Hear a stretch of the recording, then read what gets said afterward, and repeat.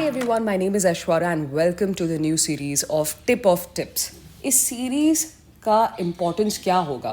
So those aspirants who are appearing for prelims 2022, they are going to benefit the most out of it. And of course, आप अगर prelims 2022 को attempt करने वाले हैं तो अगस्त 2021 से लेकर मई 2022 तक के करंट अफेयर्स आपको अच्छे से कवर करने होंगे और रिवाइज भी करने होंगे. So this series is going to cover almost all the current affair topics. Along with that, we'll also discuss MCQs that UPSC might ask in prelims 2022. ठीक है? And the second thing that you have to learn is to how much of what information do you need to extract or note down या revise out of a current affair topic. Not everything is important for exam. So totally exam centric series होने वाला है.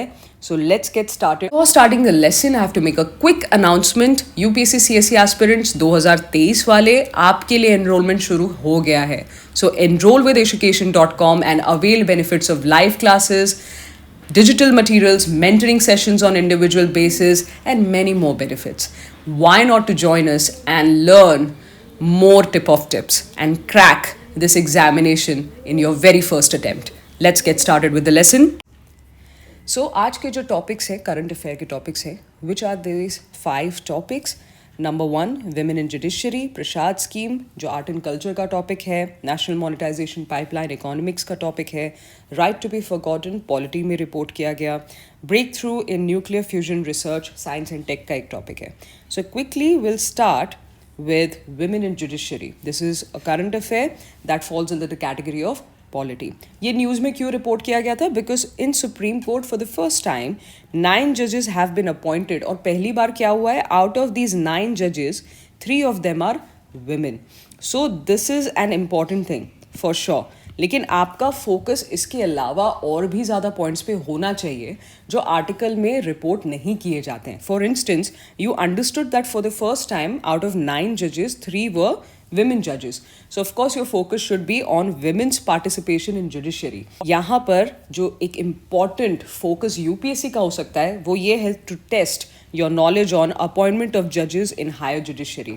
So Article 124 subclause 2 and Article 217 govern the appointment of judges to Supreme Court and High Court respectively. So आपसे पूछा जा सकता है कि Article 124 subclause 2 अगर है तो it governs the appointment of जजेस ऑफ सुप्रीम कोर्ट. एंड अगर आर्टिकल 217 दिया गया है it governs the appointment of जजेस इन हाई कोर्ट. इस पॉइंट को याद रखना है and UPSC might ask this important point. Under both provisions, in दोनों articles में, President has the power to make appointments. So, President has the power to make appointment, but there is a twist here. He has to consult the present judges of Supreme Court and High Court. So, उनसे consultation करना पड़ेगा उनको, and this is a necessary step by law. यहाँ पर UPSC हो सकता है twist and turn करके आपको एक question पूछे. So, ये याद रखना है कि ये compulsory है for the President to consult the judges of SC and HC. One more important point is the retirement age of the judge of Supreme Court is 62 years. So now let's see prelims में कौन सा सवाल आ सकता है. So the question is going to be consider the following statements and which of them is or are correct. Article 124 subclause 2 governs the appointment of the judges in Supreme Court and not High Court. So ये statement गलत हो जाता है. President has the power to make appointment of judges in both Supreme Court and High Court, which is correct. President may or may not consult the judges of Supreme Court and High Court. So appointment process में he may or may not consult the judges of SC and HC. ये गलत है. He has to consult. समझ में आया? By law उनको consult करना पड़ेगा. It is deemed necessary. So ये point भी गलत हो जाता है. Answer क्या है? Only 2 option number C. इस तरह से सवाल पूछे जाते हैं. Okay. Who among the following has the final authority to interpret the constitution of India. अब जो हमने टॉपिक पढ़ा उसमें दो इम्पॉर्टेंट कैरेक्टर्स है that of president and supreme court. So हो सकता है आउट ऑफ नोवेयर इन दोनों को ऑप्शन में डालकर एक ऐसा सवाल पूछा जाए जो फैक्चुअल है. ठीक है, बट कन्फ्यूजन बहुत ज़्यादा क्रिएट होती है because president and supreme court को यहाँ ऑप्शन में दे दिया गया है. So who among the following has the final authority to interpret the Constitution of India? The answer is Parliament.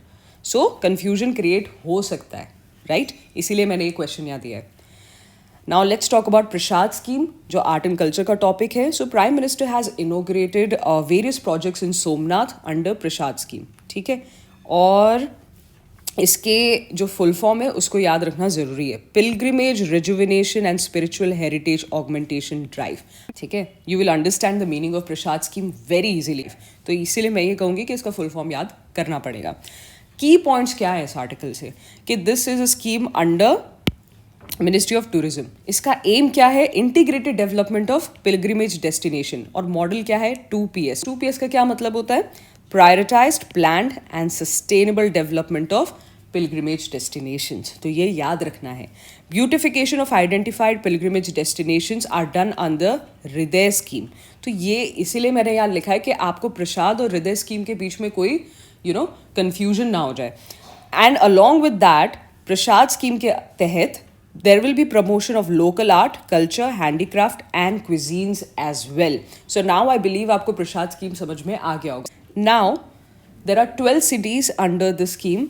First is Kamakhya, then Amravati, Dwarka, Gaya, Amritsar, Ajmer, Puri, Kedarnath, Kanchipuram, Velankani, Varanasi, Mathura. ठीक है. So these are the 12 cities जो प्रसाद scheme के under covered हैं. ठीक है, इसको याद रखना है. ये सारे नाम इजीली 2 से 3 रिवीजन में याद हो जाते हैं. अब हम देखते हैं कि प्रीलिम्स में क्या पूछा जा सकता है. So consider the following statements regarding Prasad scheme. Which of the following statements is or are correct? The scheme aims to only promote local art and culture, handicraft and cuisines. See, मैं हमेशा अपने candidates को समझाती हूँ कि जो cheat code आप बोल ले, ट्रिक्स बोल ले, टेक्निक्स बोल ले, जो भी आपको अप्लाई करना है प्रीलिम्स में, वो तब करना होता है जब आपको सवाल मॉडरेट टू डिफ़िकल्ट लगने लगता है. ठीक है, अगर आपको पता है तो ट्रिक्स की, टिप्स की ज़रूरत नहीं पड़ती है. लेकिन 70% questions moderate too difficult area में ही आते हैं, इसी जोन में आते हैं. इसीलिए ट्रिक्स को सीखना ज़रूरी है. सो जब आप ओनली, सर्टनली, ठीक है, मे बी, मे नॉट, ऐसे टर्म्स का यूज़ देखें किसी स्टेटमेंट में या किसी ऑप्शन में अपने सवाल में, तो इमीडिएटली एक अलर्ट आ जाना चाहिए कि शायद ये गलत हो सकता है. बहुत ज़्यादा प्रॉबिलिटी है कि ये स्टेटमेंट गलत है. इस केस में क्या हो रहा है? ये स्टेटमेंट गलत है क्योंकि हमने अभी अभी देखा दैट प्रसाद स्कीम में इंटीग्रेटेड डेवलपमेंट की बात की जा रही है, 2PS की बात की जा रही है, prioritised, planned and sustainable development of pilgrimage cities और साइट्स. ठीक है, यहाँ पे only promote local art, culture, handicraft and cuisine लिखा गया है. So this statement is wrong. So इस ट्रिक को या टिप को आप याद कर सकते हैं, राइट, एंड अप्लाई करके देखिएगा. When you practice it, apply it and see if it works for you. But कब अप्लाई करेंगे आप? जब सवाल आपको मॉडरेट टू डिफिकल्ट लगेगा. आसान या जो क्वेश्चन आपको आता है उसमें अप्लाई करने की ज़रूरत नहीं है, राइट. ये आपको एक लाइफलाइन की तरह हेल्प करेगा. Now, this scheme is fully funded by the central government, which is correct. Pushkar is one of the cities identified by this scheme. 12 cities के लिस्ट में पुष्कर का नाम तो नहीं था. So ये स्टेटमेंट भी गलत है. इसीलिए 12 सिटीज़ के नाम जानना आपको ज़रूरी है. ऑल्सो इसमें मैच द फॉलोइंग क्वेश्चन भी पूछा जा सकता है कि दे देंगे कामाख्या, अमरावती, द्वारका, गया और मैच द स्टेट्स. ऐसा भी हो सकता है कि मैच द फॉलोइंग क्वेश्चन पूछ लें, right? So the answer is going to be C, only 2. Okay, moving on to the next topic, national monetization pipeline. ये इकोनॉमिक्स का एक इम्पॉर्टेंट टॉपिक है और बहुत लेंदी टॉपिक है. और इस आर्टिकल से क्या एक्सट्रैक्ट करना है इन्फॉर्मेशन वो भी मैं बताती हूँ. So why this is in news? Because this is a new roadmap for asset monetization of various brownfield infrastructure assets across sectors. Brownfield infrastructure का मतलब हो गया जो already exist करता है. Greenfield अगर लिखा जाए, Greenfield infrastructure, इसका मतलब है brand new infrastructure बनाना है. तो asset monetization का मतलब क्या होता है? Conversion of assets into an economic value. ठीक है. NMP का क्या मतलब है? It is evolving as a common framework for monetization of core asset. But एक इंपॉर्टेंट पॉइंट है जो याद रखना है, और वो ये है that monetization through disinvestment and monetization of non-core assets are not included in NMP। तो इस पॉइंट को इसीलिए मैंने यहाँ पे दिया है कि हो सकता है वो ये स्टेटमेंट लिख दें कि monetization through disinvestment and monetization of non-core assets are included in NMP। तो आप वहाँ पे फंस सकते हैं। These two types of investments are not included in NMP। अब क्वेश्चन क्या पूछा जा सकता है एनएमपी पे? Consider the following statements regarding NMP. जब किसी टॉपिक का नाम मेंशन कर देना क्वेश्चन में, इसका मतलब है ये एक स्पेसिफिक क्वेश्चन है, एनएमपी रिलेटेड क्वेश्चन है, कोई रैंडम 4-5 स्टेटमेंट नहीं दिए गए फॉर यू टू एनालाइज। तो आपका काम एक्चुअली आसान कर देता है यूपीएससी अगर वो स्पेसिफिक किसी टॉपिक के बारे में सवाल पूछ रहे हैं। ठीक है, सो पहला पॉइंट क्या है यहाँ पे, that it is launched as a roadmap for asset monetization of various greenfield infrastructure assets across the sector। greenfield देखते ही ये स्टेटमेंट आपके दिमाग से हट जाना चाहिए, और टाइम नहीं बचा, क्विकली आपको आंसर तक पहुंचना है।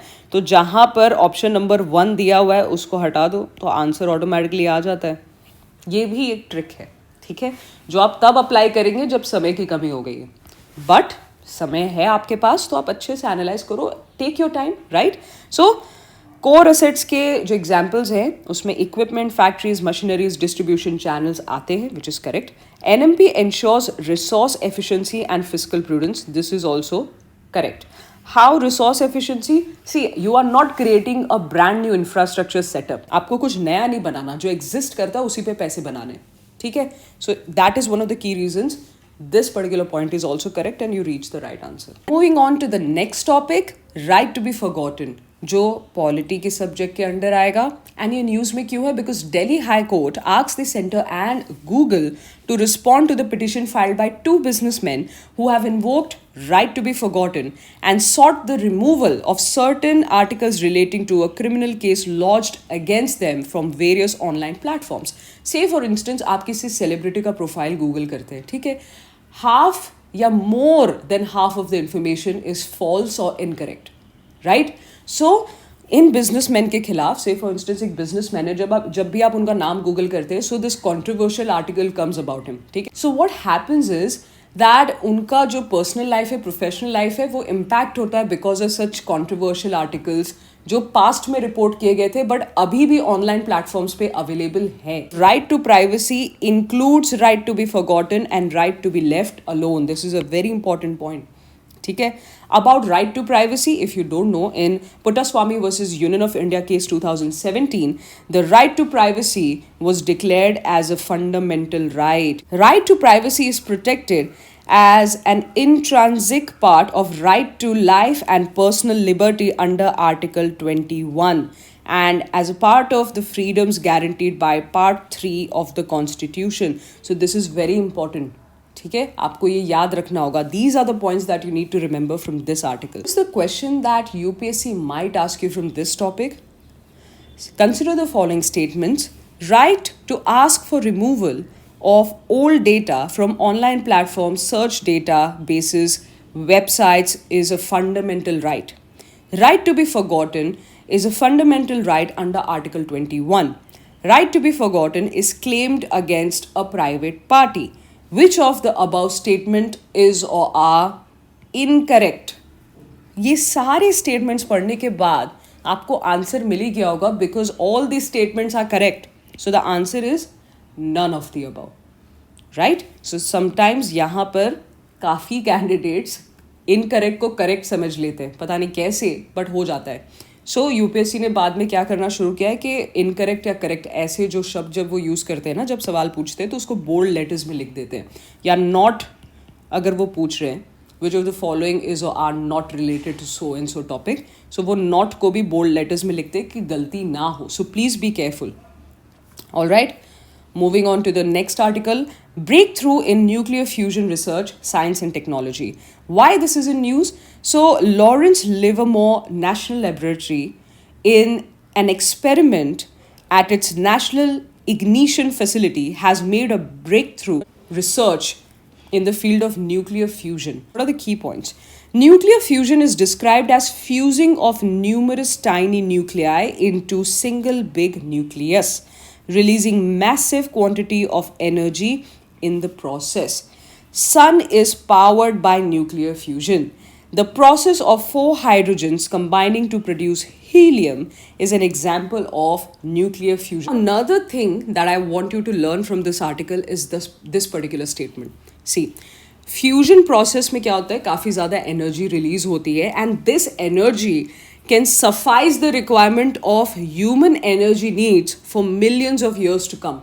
And it is not going to create long lasting waste, and it is not going to release CO2 and other harmful greenhouse gases into the atmosphere. So हर तरीके से न्यूक्लियर फ्यूजन या जो ये fusion process से energy release हो रही है वो बहुत ही हेल्पफुल होगी इन द कमिंग फ्यूचर, इसीलिए इतना ज़्यादा रिसर्च हो रहा है. सो यूपीएससी अब कौन सा सवाल पूछ सकता है आपको इस टॉपिक से? What are the advantages of nuclear fusion? अगर आपको इसका मतलब पता है और इसके प्रोज पता है तभी आप इस क्वेश्चन का जवाब दे सकते हैं. ठीक है. Abundant energy, sustainability, radioactive waste, risk of proliferation is limited, production of greenhouse gases. Now when you are reading it immediately आपको पता है, अभी अभी मैंने बताया कि अबंडेंट एनर्जी सस्टेनेबल भी है, रेडियो एक्टिव वेस्ट नहीं क्रिएट किया जाएगा, lasting waste like radioactive waste, it is not created in the process of nuclear fusion. Risk of proliferation is limited, which is correct, and production of greenhouse gases, no, it will not release any greenhouse gases in the atmosphere. So the answer is going to be what? 1, 2 and 4. Option number B. Right? और भी 5 topics और 5 topics करते हुए इस series में काफ़ी सारे topics को कवर कर लेंगे by May end. And thank you so much. That is it for today. Stay tuned for more. And I hope you like this series and I hope that you'll apply all the tips and tricks. So all the very best and enroll. Do not forget to enroll for accurate and speedy preparation and avail all the benefits that are coming in with the course. Visit our website education.com. Do not forget to like, share, comment and subscribe to the YouTube channel and press the bell icon to stay updated whenever a lesson is posted. See you soon.